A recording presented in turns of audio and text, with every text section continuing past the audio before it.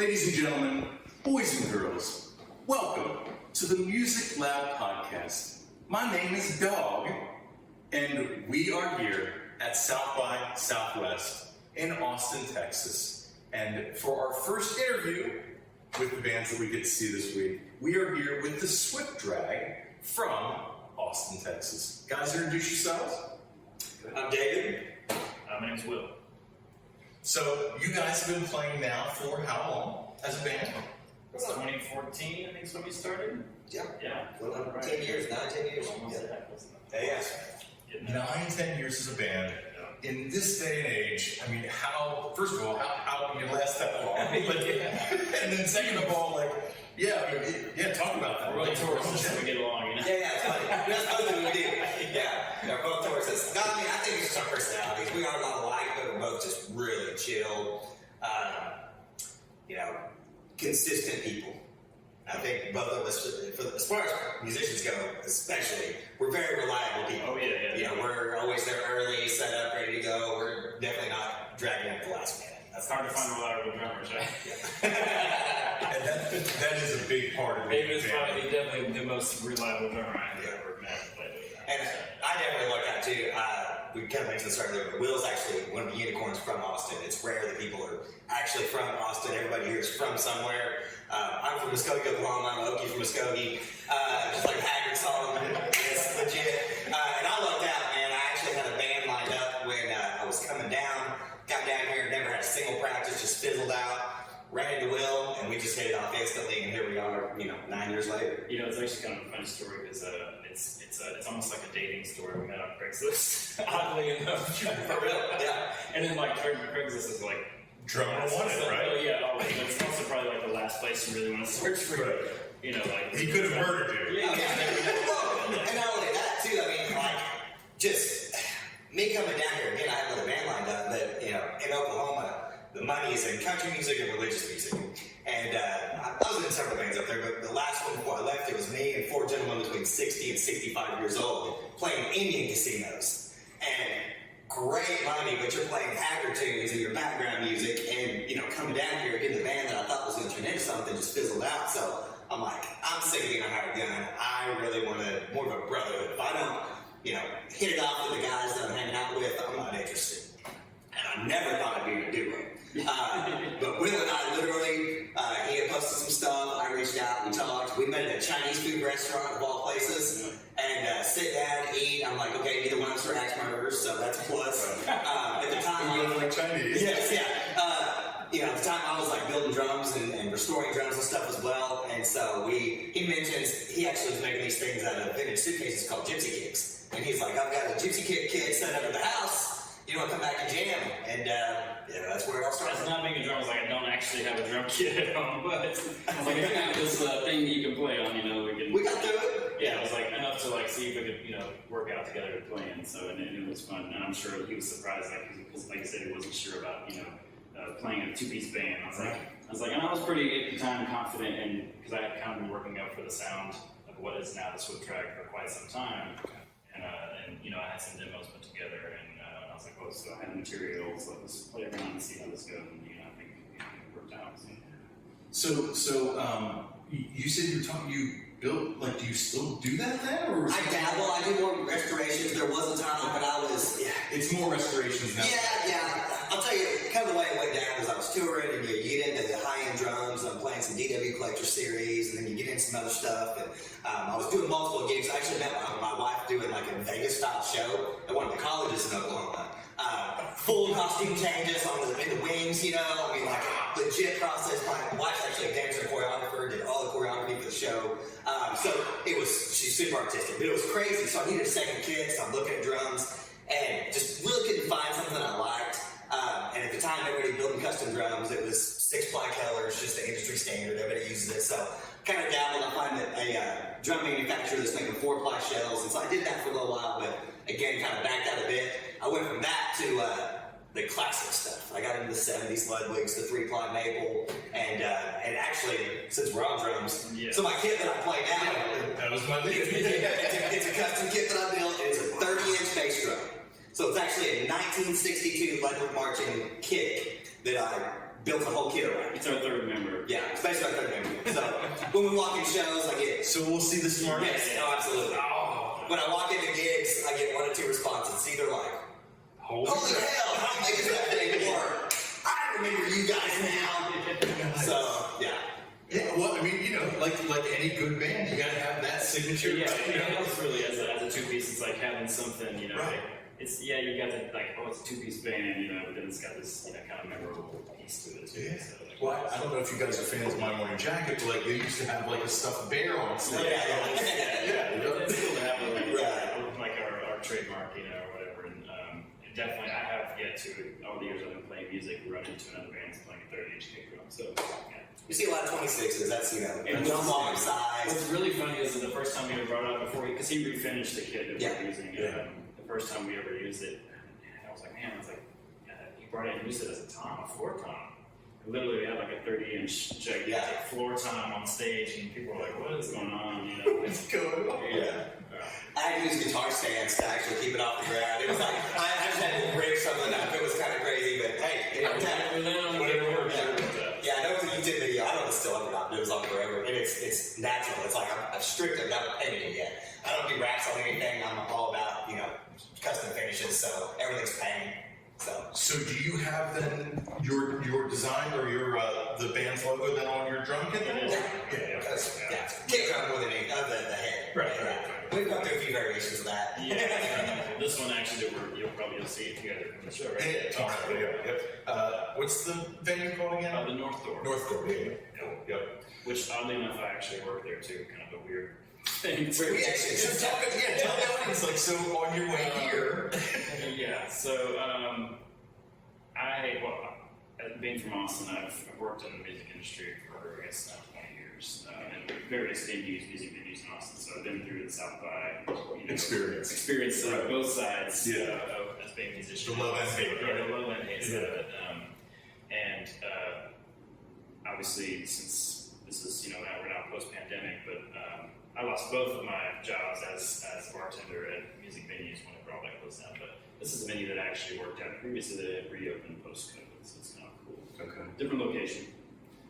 It's actually right around the corner from where it used to be, but a really cool, intimate room. It's actually really great size for us to do. We like the kind of tight, little smaller rooms that people can kind of pack in. Right. Sure. And what's that called? So it's the North Door. So Okay. Yep. Gotcha. Sweet. Yeah. So tell the audience again more about growing up in Austin, what this place means to you, what this city means to you, how it's changed, just. Man, Austin has changed tremendously. You have 20 minutes. Exponentially has it changed. Well, I've seen it in the 10 years. Yeah. I've only been here 5 days a year. So before when we just met a little bit ago, obviously I mentioned where we are physically right now is exactly where I grew up, and it has changed. We were driving on the street, and I was like, I don't even recognize the neighborhood that I grew up in. How crazy is that, right? It is crazy. But yeah, so the Austin is, obviously it's kind of weird to have this perspective of being here, but I have a lot of other people's perspective because everybody comes into the South by in this big wave, and people kind of have this image of Austin, and I love and hate it. It's an amazing city to be a musician in, and you can work your chops and you can be amazing musicians. There's literally worldwide talent in the city, which is insane. Right. Next to Nashville. Yeah, exactly. And but it's easy to get stuck in this town. Most of the people that do really well out of Austin get out of Austin and come back. There's a little bit of tiny bit of jadedness being in the city, but just being honest about it. Is Gary Clark Jr. a good example of that? 100%, exactly. Okay. Yeah. A ton of bands. Yep. Gary Clark has some amazing musicians. Yes, But yeah, it's I literally sat working at a venue watching amazing musicians every single night of the week, and it was super inspiring for me to get up on stage. And I was kind of a late bloomer as far as deciding to do music full time. Right. And but that was a huge inspiration of working at a music venue that had just amazing talent. So, but yeah, it's like I said, it's people come here because like, oh yeah, you know, I want, like Austin is the place to be, live music capital of the world, you know. Unfortunately, the city hasn't held on to that moniker like it should and supported it in a way that it should, you know. But it hasn't supported it. No, it really hasn't. When you can't afford to live in your own city, that's a huge problem. And obviously, that's nationwide. Right? Like, it's more important here because it's such the lifeblood of the city. Like, if you don't have bands like you guys, then what is Austin then? Yeah, it's I hope that it can, you know, hold on to that in some way. And there's always going to be, you know, music venues in Austin, but I know a ton of musicians that had to move out of Austin just because of, you know, because the affordability and venues that have collapsed and all of that, you know, and that, like you said, it happens everywhere. Yeah. Well, it's just like a regular, like 9 to 5 day. You know, your commute now becomes an hour and a half instead of, you know, 10 minutes. Yeah. You know, it's a great city. I love it. I mean, like, where else can you go play 5 nights a week? You know, and obviously we don't do that, but I have in the past. It's blast. Yeah. So, I mean, what does the city mean to you? You know, I've been here about 10 years. 19 years. I mean, like I said, he was the first official band that I joined when I got down here. So, yeah, about 9 years I've been here. And I actually live north of Austin in a town called Leander, so I'm a suburb guy. You know, I come down. It's funny, I did the check-in for Southline and everything being downtown last night. It's like, he's right. There is a lot more buzz in the city now than there is year-round. Like, where we're sitting there's just people everywhere. Horns honking, all the turn lanes are closed. And it's like, this feels like New York. Like, this does not feel like Austin. It's an event. It is, man. And which is great. There's people everywhere. But to me, it's pretty much he wrapped it up. It's just one of those cities that does have that iconic music mentality about it. And, you know, anywhere that someone hears in Austin, they instantly think of music, you know. And that's great. That's a big reason that I came down here as well. I mean, my father-in-law coaches football at Austin High. And that's how we ended up down here, yeah. So it's How's it do this year? not well. So excited. But, you know, like, just my wife and I, again, her being a dancer, choreographer, me being a musician, you know, trying to choose, do we want to stay close to one set of grandparents or the other when we were, you know, having a child? It's like, Austin is really calling our name, you know, so, I mean, that's, that mentality is definitely there. Like you said, you can play music, you know, they're doing it somewhere every night of the week. So, you know, if you're a music lover, you can definitely find somewhere to get out and see some live bands for sure. Yeah, definitely. So, let's talk about the band itself, right? We know we've been around for 10 years.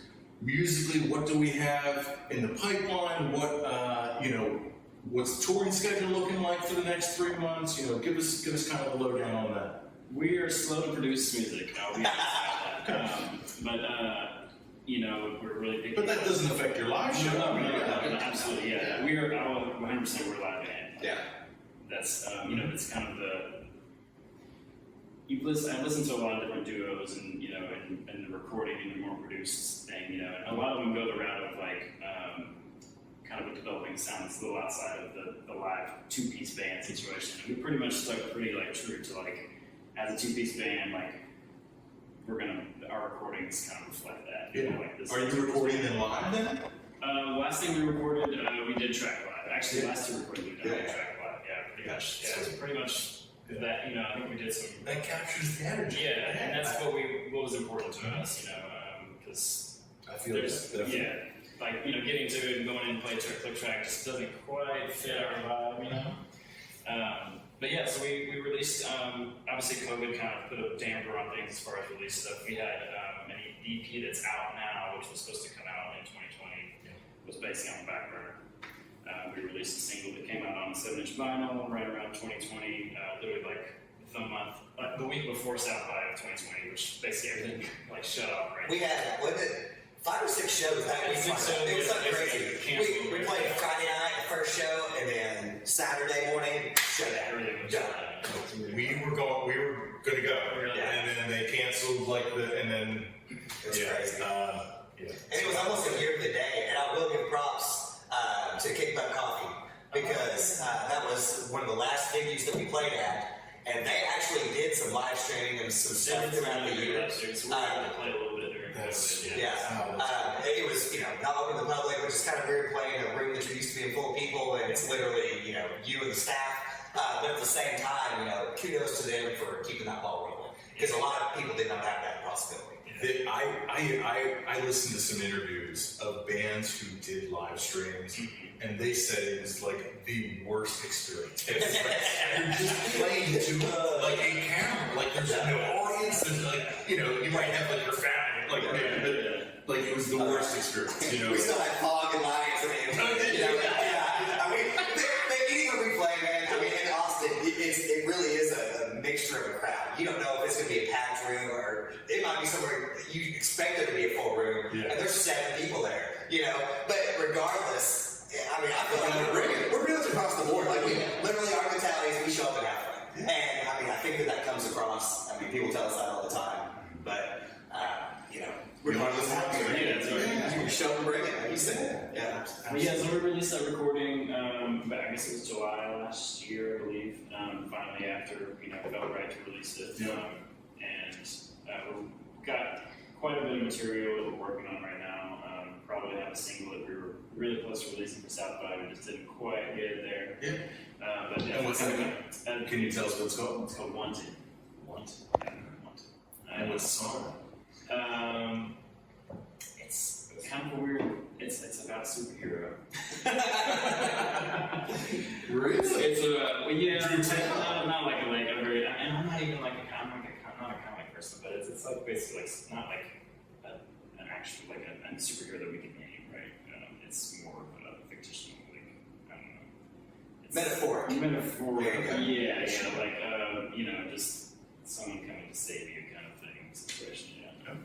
We didn't need to save her. Not super deep, but it was supposed to be kind of fun. But Okay.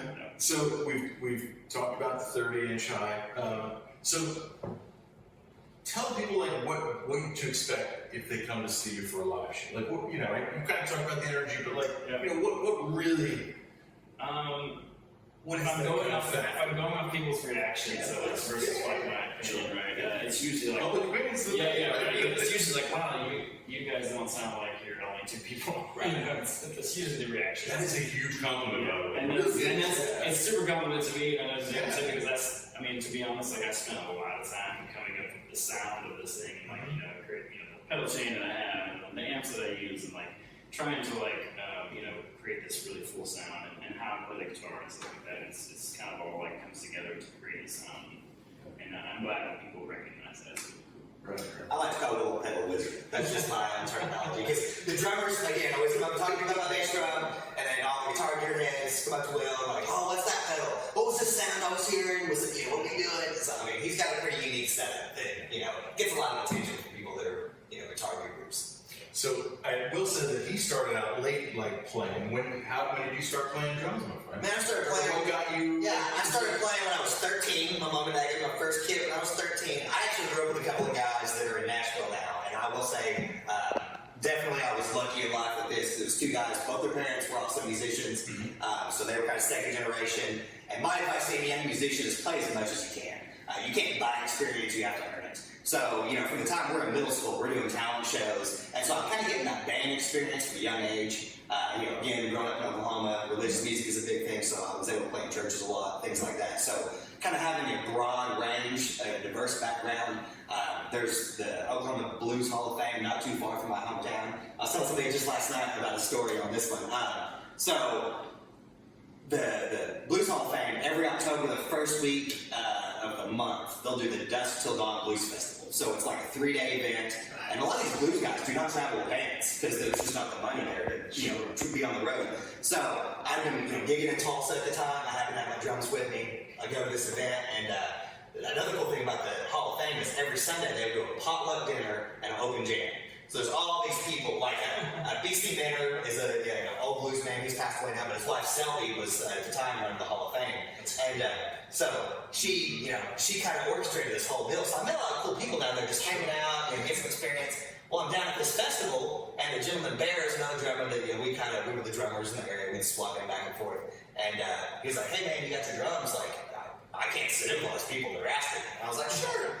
So break out my drums. I was sitting with like 5 or 6 people over the weekend. I had no idea what you were. You just jump up and play some blues charts and break it off, I come off stage one time and he goes, "Man, you know who that was?" I'm like, "I have no idea." He's like, "That's Watermelon Slim." I'm like, "Who's Watermelon Slim?" Oh, look at your They are, man. He's a big deal, man. Like, he's in Canada now. I saw my look. Like, I mean, yeah, big deal. I had no idea at the time. I think it was in California. But just that kind of background. Always not being afraid to say yes and jump out and sit with somebody that you don't know. You may fumble through something every now and then, but again, you got to earn that experience. Yeah. And I think both of us have pretty diverse backgrounds with different styles and things, and that also comes across in the music. You know, definitely there's that deep blues, just stock background, but you know, I got country in my roots, I got heavy rock. I mean, you know, we bring it as far as the rock goes, but there's just a lot of influence and tonality going on.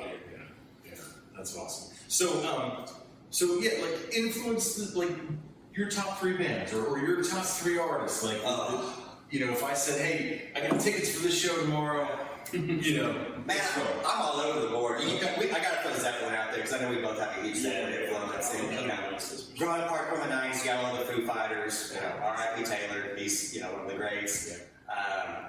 Are you okay with them touring so quickly after the, like, you have to. Yeah, in today's day and age, you have to stay relevant. Yeah, I mean, you know, that's the probably really good to stop.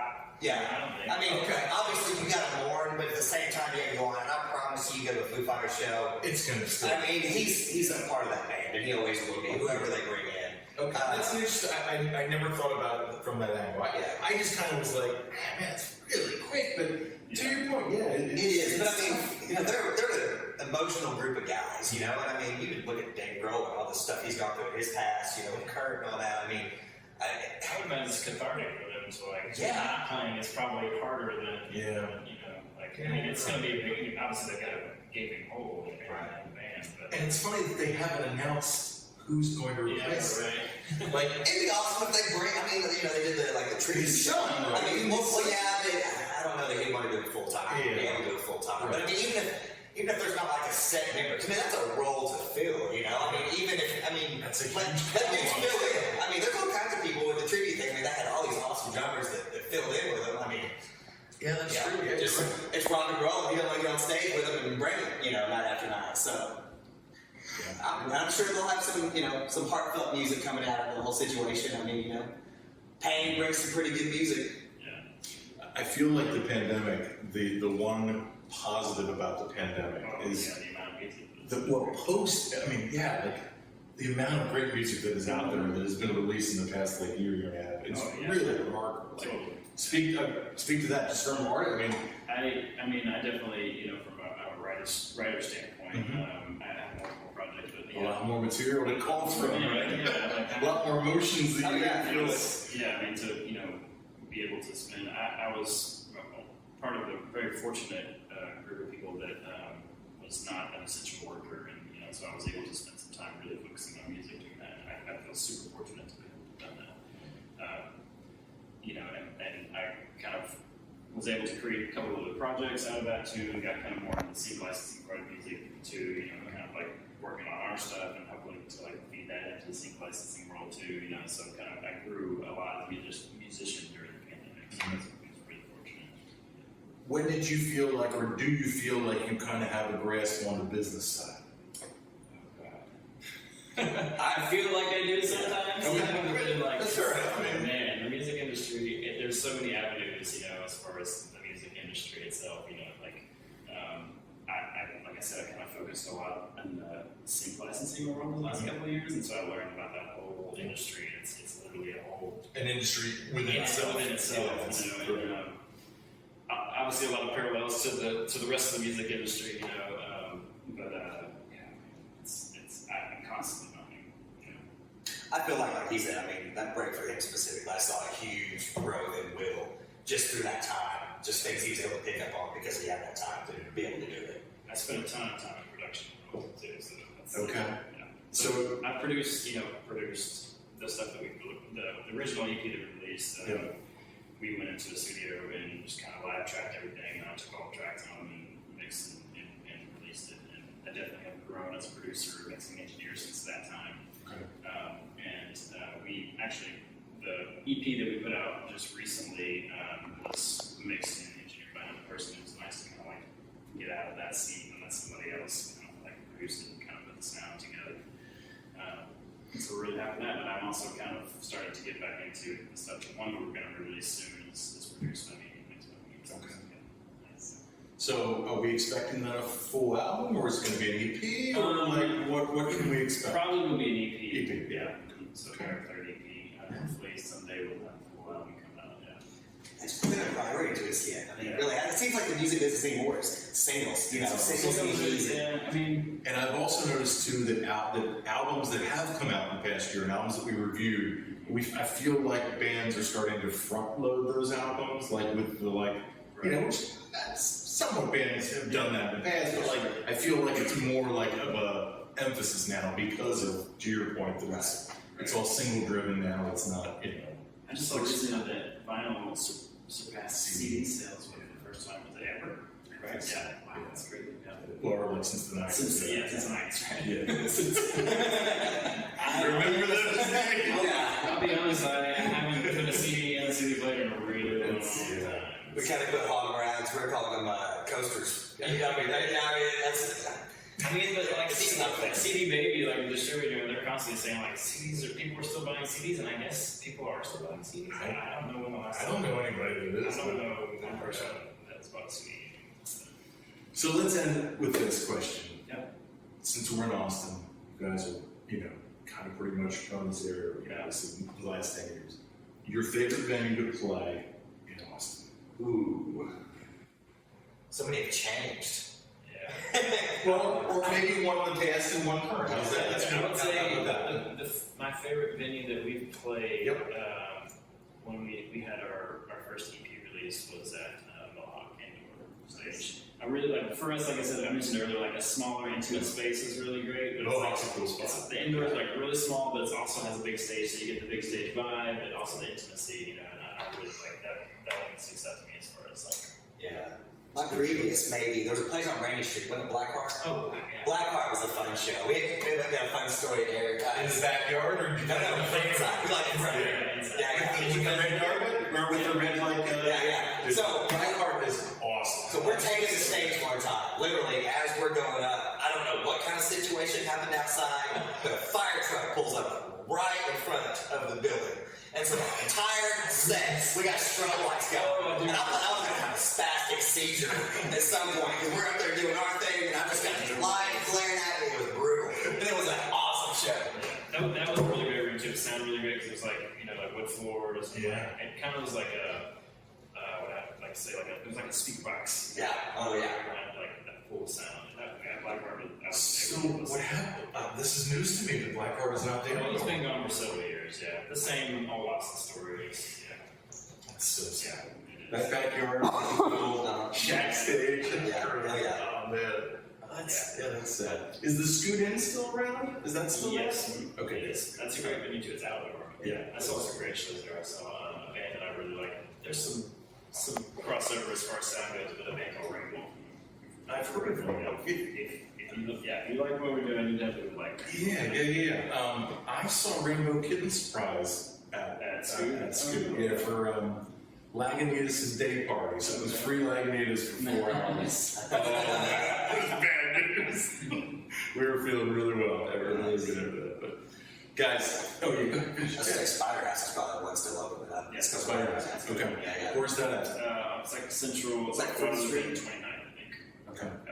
Kind of right off campus. They're going to go down there. We just recently played the outdoor rig. We've done indoor several times. Outdoor, I was kind of surprised they had a kick and light show going on. Yeah. Like a back time. Yeah, I was kind of shocked. But it was a fun show. Cool venue. Yeah. I like the Continental. That's probably my favorite.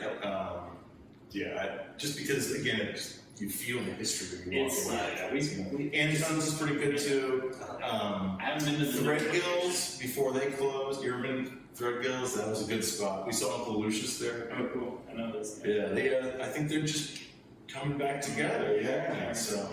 The old Threadgills, which was right over here, finally closed too, the original. Okay. I was going to say something. Sorry, there's one more thing I was going to say. No, you're fine. We're talking about venues.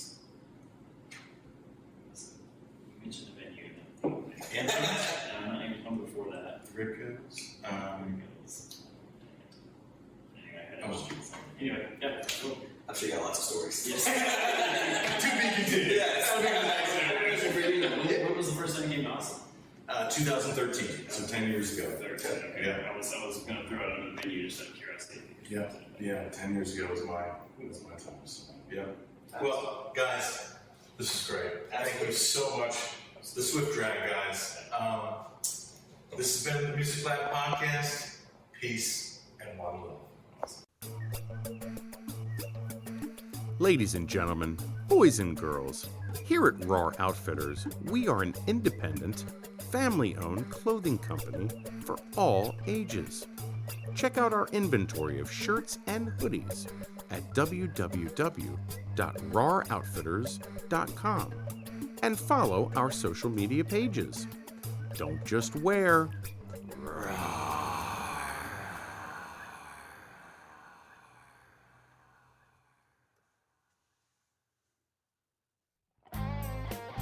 Come on over to roosterstone.com, where you can book the band for any event you can imagine. Acoustic, full band, whatever your event may require. You can also email us to take online music lessons at an affordable monthly price. Don't forget to download our original music and like, follow, and subscribe to Rooster Stone across all social media platforms. Keep rocking out at roosterstone.com.